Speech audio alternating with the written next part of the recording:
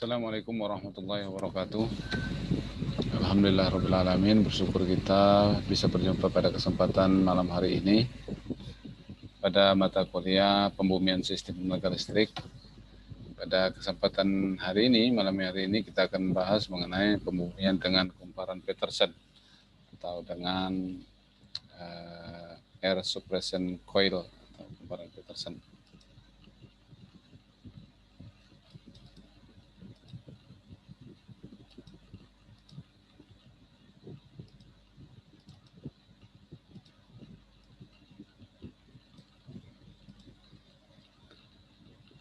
Apa itu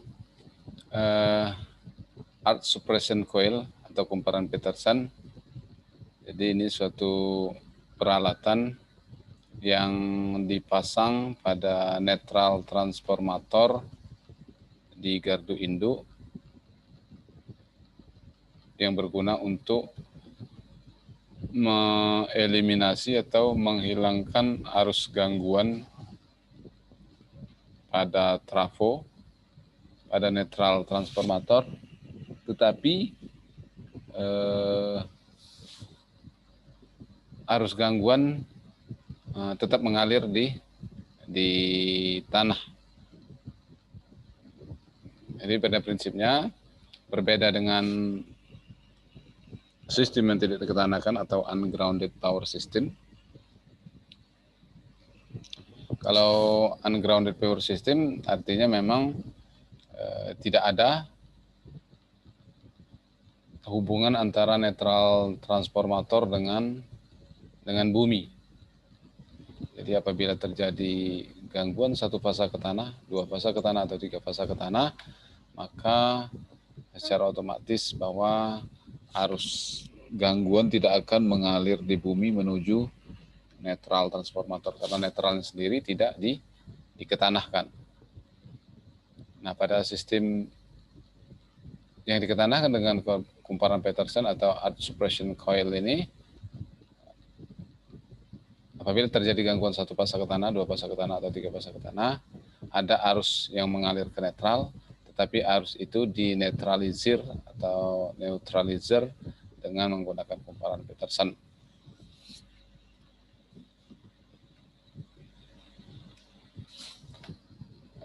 Secara real atau nyata, kumparan Petersen itu bentuknya seperti ini,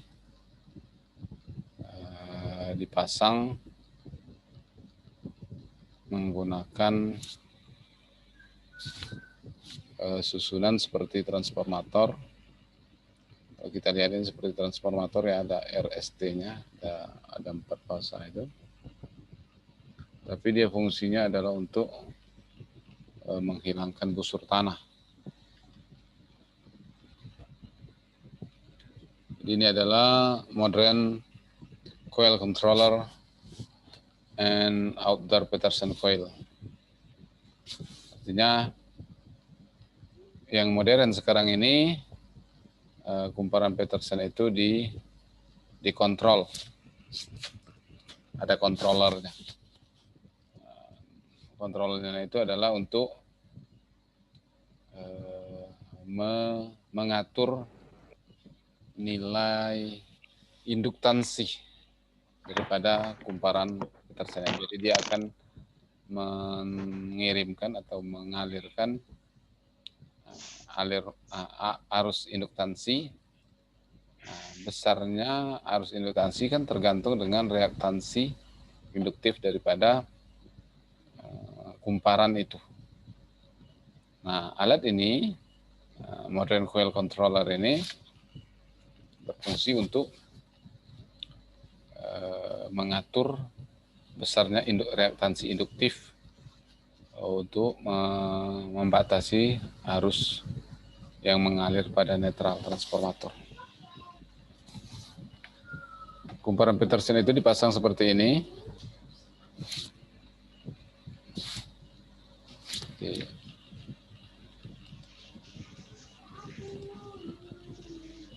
Ini netralnya. Jadi kumparan Petersen itu ini dia.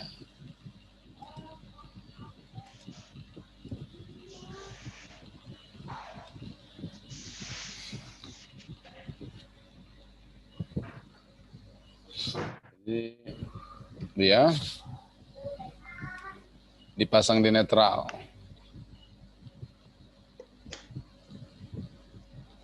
Jadi misalnya ini gangguan itu dicontohkan di fase yang tengah ini ya. Di fase yang tengah ini terjadi gangguan ke tanah.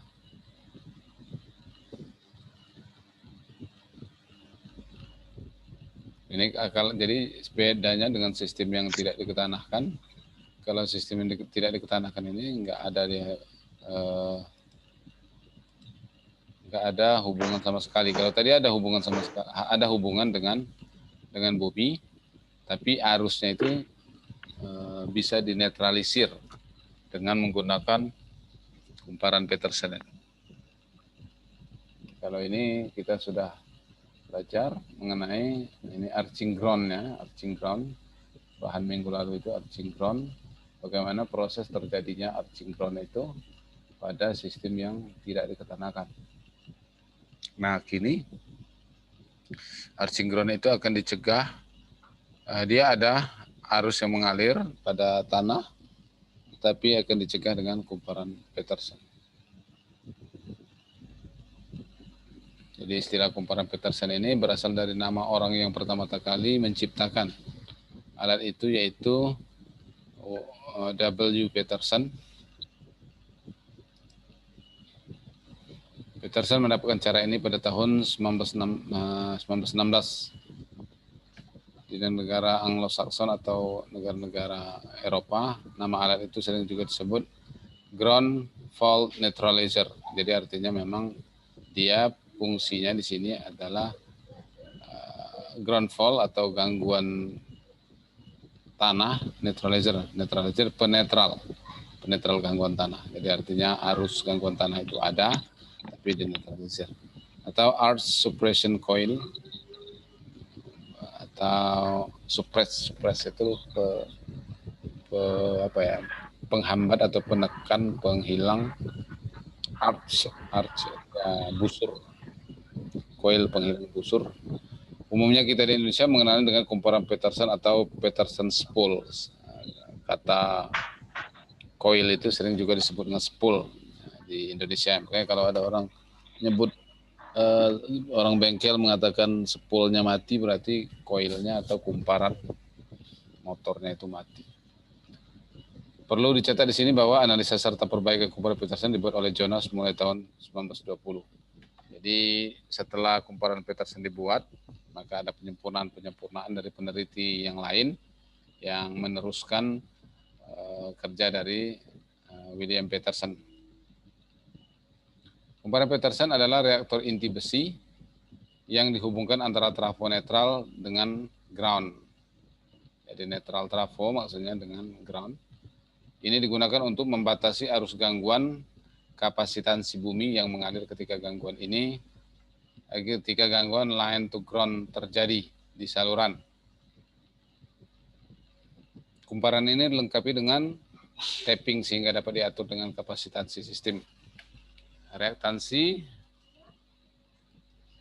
dipilih sehingga arus yang melalui reaktor sama dengan arus pengisian saluran kecil yang akan mengalir ke gangguan saluran ke tanah. Jadi kalau di sini kita lihat bahwa kumparan Petersen itu kalau terjadi gangguan satu fasa ke tanah, tapi kalau gangguannya fasa ke fasa atau yang sifatnya 3 fasa atau antar fasa, maka dia tidak bisa deteksi oleh kumparan Petersen. tapi tidak bisa dihambat oleh kumparan Petersen. Nah, kemudian jadi di sini dia menghambat atau menetralisir arus saluran. Arus saluran artinya maaf bukan arus saluran tapi kapasitansi saluran, arus kapasitansi saluran. Artinya dengan adanya kapasitansi besar kapasitansi daripada jaringan maka akan dihambat oleh sebuah induktansi kumparan Petersen.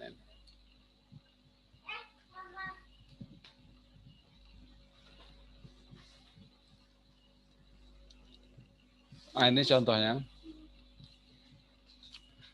Pertimbangan kesalahan line to ground di fase B di titik F. Nah, titik F ini fase blue atau biru. Seperti yang ditunjukkan pada gambar, tegangan line to ground dari fase B menjadi 0 karena dia terhubung ke bumi. Tegangan fase R dan red dan yellow meningkat dari nilai fasa ke nilai saluran. Nah, seperti kemarin kita bahas di arching ground ya. Di arching ground. Nah, di sini ada persamaannya. IC sama dengan ICR tambah ICY. IC itu I pada C ya, ini dia.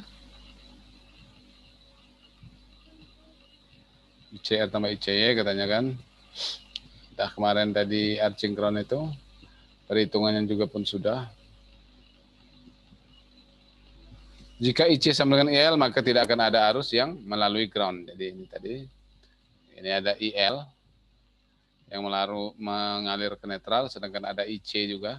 Jadi kalau IC sama dengan IL dia berlawanan arah juga maka pasti di netral ini nggak ada arus yang mengalir gitu. Karena dia saling meniadakan. Jadi itu fungsinya bagaimana kumparan Petersen ini ingin meniadakan arus pada netral.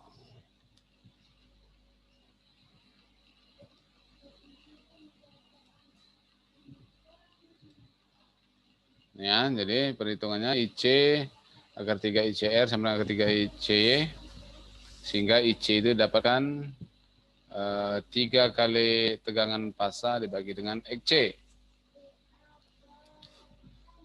Kemudian kita mau membuat IC itu sama dengan IL. Artinya arus yang dibuat oleh kapasitif sama dengan arus yang dibuat induktif oleh kumparan Petersen yang dipasang. Sehingga besaran daripada kumparan Petersen ini harus disesuaikan dengan reaktansi pada jaringan. Jika IC sama dengan IL, maka tidak akan ada arus yang mengalami ground dan tidak akan ada kecenderungan terjadinya busur listrik. Dengan bantuan grounding netral kumparan Petersen atau dengan kumparan Petersen, resistansi busur dikurangi menjadi nilai yang kecil. Sehingga biasanya dapat padam dengan sendirinya. Oleh karena itu kumparan Petersen juga dikenal sebagai neutralizer gangguan tanah. Kumparan Petersen. Kumparan Petersen disetel untuk waktu yang singkat, sekitar 5 menit. Jadi artinya tidak boleh juga lama-lama. Jadi selama 5 menit dia bisa menghilangkan itu. Setelah itu nanti akan dinetralisir. Sehingga dia dirancang untuk membawa arus pengenalnya atau arus untuk relaynya ya secara terus-menerus selama 5 menit. Ini mengurangi gangguan transien yang terjadi karena petir dan juga meminimalkan penurunan tegangan satu fasa ke tanah. Kita ketahui bahwa kalau terjadi gangguan satu fasa ke tanah, maka tegangan yang lain akan naik, kemudian tegangan fasa yang terganggu akan turun atau drop menjadi 0.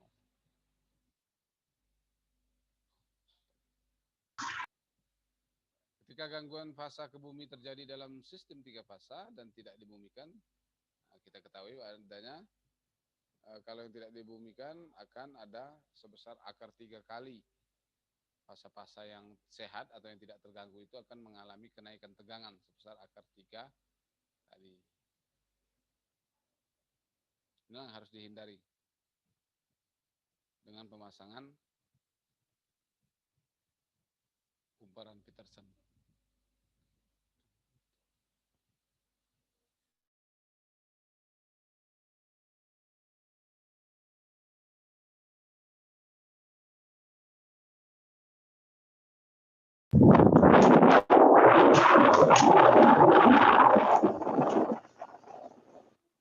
Nah, jadi ini sudah kita bahas ya.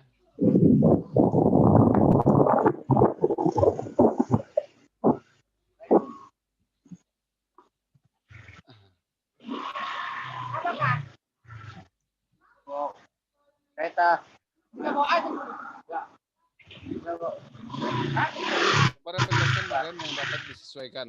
Nah, tapi yang kumparan Petersen modern, dia bisa disesuaikan berapa reaktansi jaringan, maka segitu juga reaktansi daripada kumparan yang akan dibuatnya. Sehingga dia akan menghilangkan kumparan Petersen tersebut. Arusnya akan saling meniadakan. Coba aja dulu, abang bilang aja ke bawah. Kotor dah. Apa? Ini aja nyemplung tadi. Kami di sini tadi. Gimana? Misal.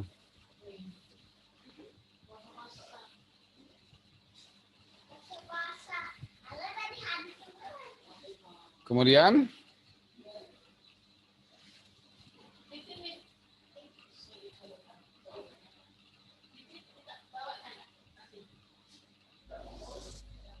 jadi tadi kumparan Petersen modern dengan alat tadi yang saya bilang tadi, maka dia akan menghasilkan arus yang sama dengan arus gangguan, sehingga dia akan hilang karena dia berbeda fasa 180 derajat. Nah, kalau berbeda 180 derajat artinya satu ke kiri, satu ke kanan. Jadi kalau berbeda fasa 180 derajat itu kayak gini ya. Satu ke sini, arahnya satu lagi ke sini, misalnya di sini. Yang titik tengahnya. Satu lagi ke arah kiri. Maka kalau di sini besarnya IL, sini IC. Kalau besarnya sama, maka dia akan saling meniadakan. Hasilnya satu ke kiri, satu ke kanan, maka hasilnya akan 0 di tengah-tengah.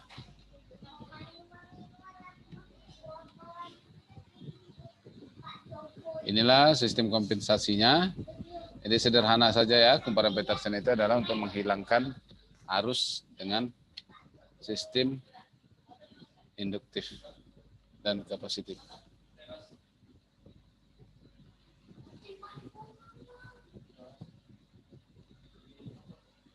Jadi ini gambar daripada Petersen coil yang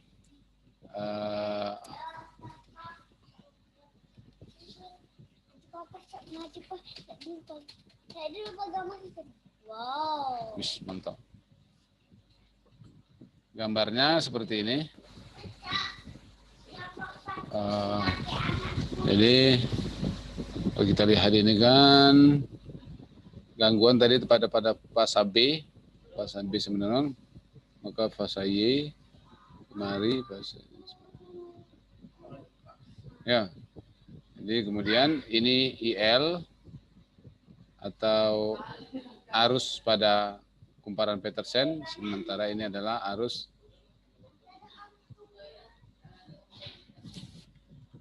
pada yang mengalir di tanah atau arching ground. Maka dia akan dihilangkan. Jadi fasanya seperti ini. Ini akar 3I itu arus yang mengalir pada fasa Y. Kemudian akar 3I yang satu lagi yang mengalir pada fasa R. Pada fasa blue arusnya adalah 3I. Ini dinetralkan oleh kumparan Petersen.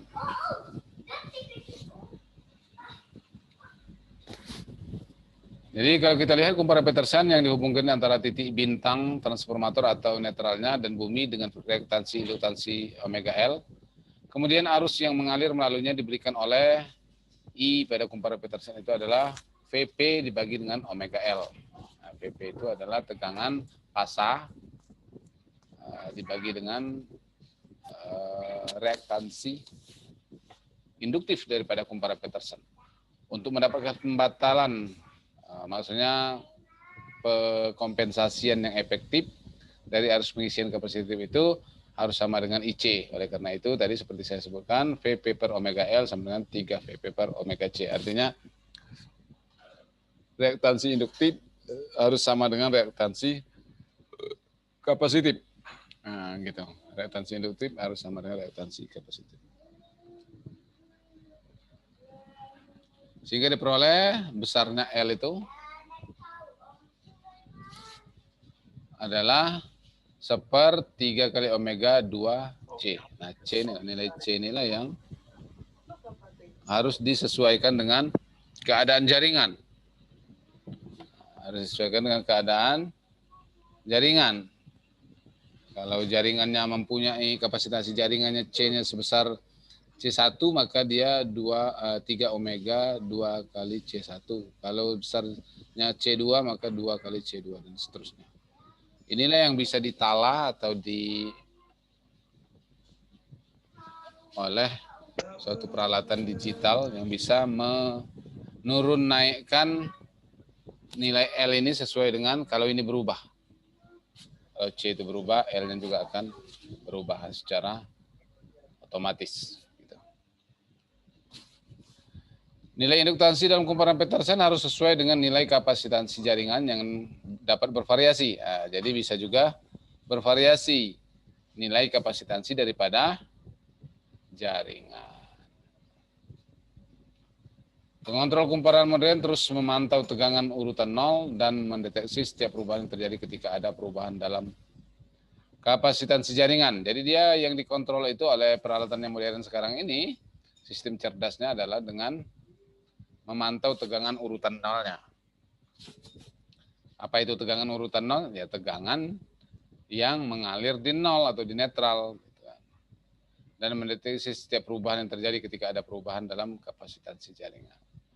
Pengontrol kemudian menyetel otomatis kumparan Petersen ke level baru ini untuk memastikan bahwa kumparan Petersen disetel dengan benar. Menunjukkan untuk segera menetralkan setiap gangguan bumi yang mungkin terjadi. Jadi walaupun belum terjadi gangguan ke bumi, dia akan secara otomatis setiap saat real time akan menyesuaikan harga L itu dengan kapasitansi daripada jaringan yang ada pada saat itu. Pembatasan arus saluran bumi atau gangguan satu fase ke tanah cepat ini terjadi secara otomatis tanpa intervensi lebih lanjut dari sistem. Ya. Jadi tanpa intervensi sistem dia terus berjalan. Begitu ya. Fungsi kumparan Petersen pada keadaan gangguan, bila suatu sistem tidak ditanahkan terganggu oleh hubung singkat fase ke tanah, maka arus gangguan kapasitif kembali ke sistem melalui gangguan itu arus sinkron. Jadi jangan sampai kita nggak tahu mengenai arus sinkron seperti yang sudah saya buat di minggu lalu. Mohon dihafal bagaimana prinsip terjadinya sehingga kita bisa mengcancelnya atau menghapusnya dengan kumparan Petersen. Ini tadi ya sama penjelasannya, ini cara yang lain saya menjelaskannya. Gangguan fase ke tanah yang dinetralkan oleh kumparan Petersen. Gambar ekivalennya pada keadaan gangguan itu seperti itu, jadi antara titik A dan B.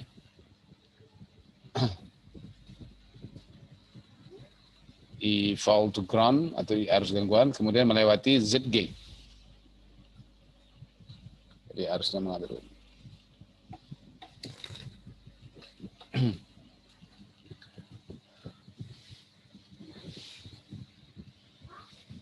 Jadi prinsipnya seperti itu, tapi jadi awal-awalnya itu di setiap fase itu dipakai. Nah, pada setiap fase awalnya. Tapi kan artinya sangat tidak hemat kalau tiap fase harus dipasang kumparan untuk menetralkan arus kapasitifnya. maka tidak semua kumparan, tidak semua fasa dipasang kumparan Petersen.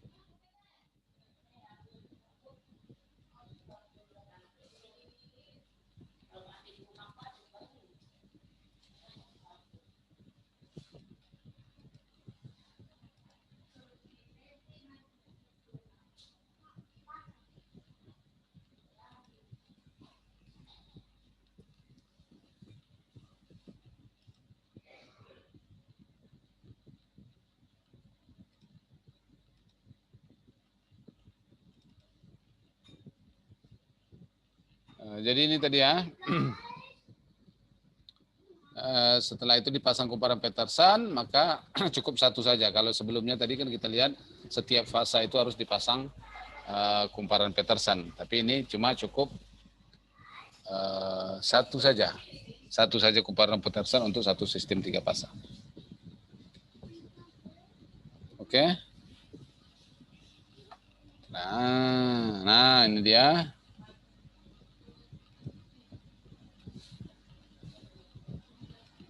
Gambarnya ketika sudah dipakai kumpar Petersen. Tadi kan ini aja gambarnya, sini aja kan. Tapi ketika ada kumpar Petersen ada lagi arus yang mengalir kemari. Dijumlahkan dengan menggunakan KCL, Kirchhoff Current Law, maka kita dapat tahu bahwa IFG ditambahkan dengan IL itu ada sama dengan arus yang mengalir pada netral atau E-fasa.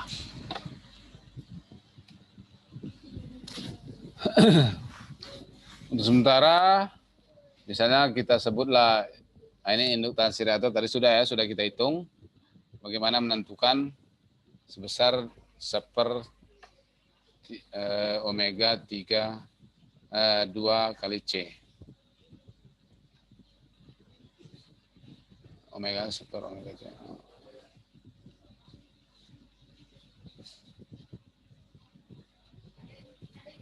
Kemudian kalau terjadi pada sistem dengan kumparan Petersen ini juga ada rugi daya dari arus gangguan atau residu. Artinya sudah tentu kalau terjadi gangguan pada suatu sistem, maka apabila ada arus yang melalui sistem itu maka pasti akan ada rugi-rugi, sudah tentu ya. Jadi arus gangguan yang besar melalui kumparan Petersen akan menimbulkan rugi-rugi pada kumparan tersebut.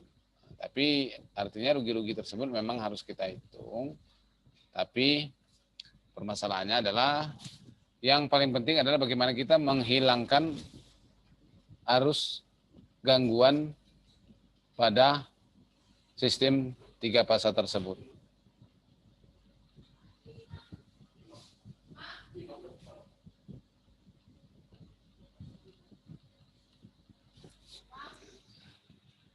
Nah, inilah dia sistemnya.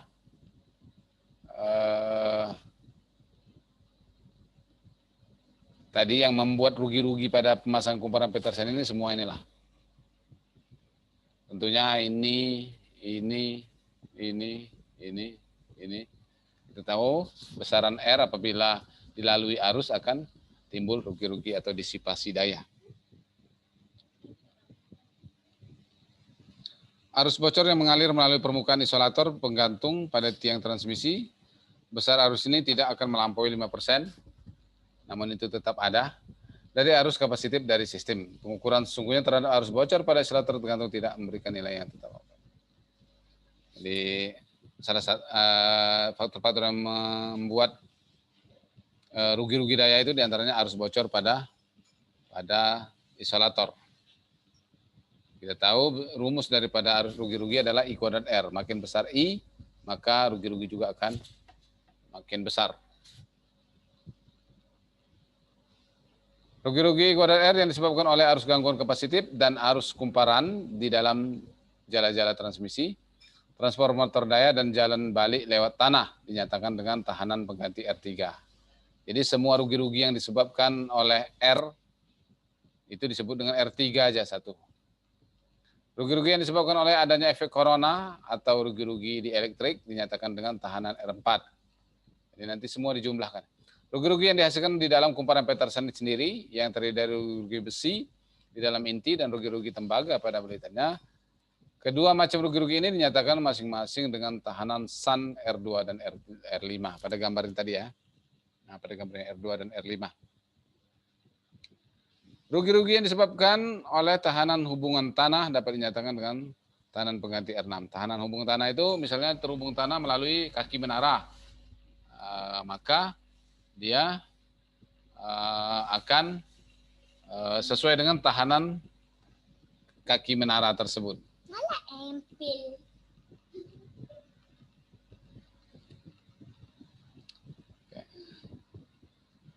Oke, mungkin demikian mengenai kumparan Peterson. Apa saja yang menjadi perhitungan kita dalam kumparan Peterson ini. Semoga ini bisa Anda pahami. Kalau ada yang kurang paham, bisalah dilanjutkan.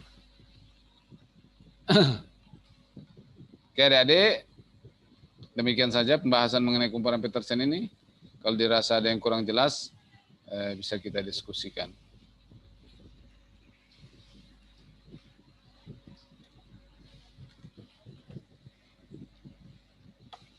Kalau udah jelas, maka kita tutup aja. Nah, udah malam ya, udah ngantuk juga.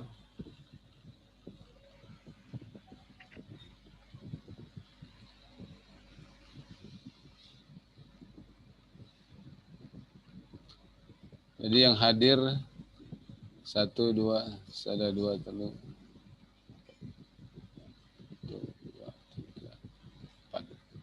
16 orang. 15 lah, 16 sama saya. Coba hitung.